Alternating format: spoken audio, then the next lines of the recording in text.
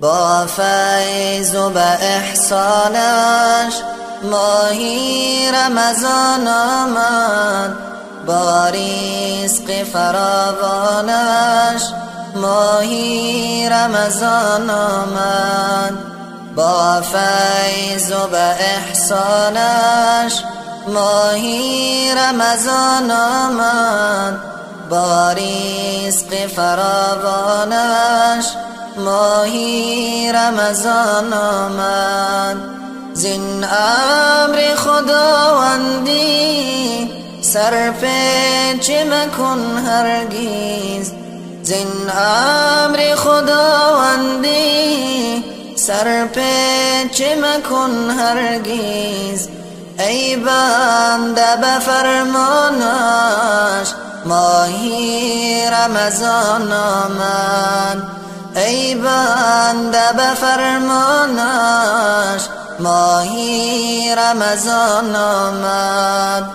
بگشاد دری جنت دوزخ درش بسته، بگشاد دری جنت دوزخ درش بسته. چون هدیه رحمانش ماهی رمضان آمد، چون هدیه رحمانش ماهی رمضان آمد.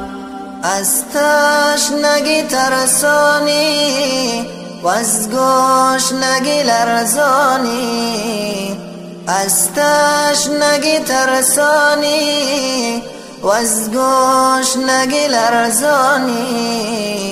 الله کند آسانش ماهی رمضان آمد، الله کند آسانش ماهی رمضان آمد. یک ماه به ما مهمان، یک ماهی پر از احسان، یک ماه به ما مهمان، یک ماهی پر از احسان. من مای پشیمانش ماهی رمضان آمد، من مای پشیمانش ماهی رمضان آمد.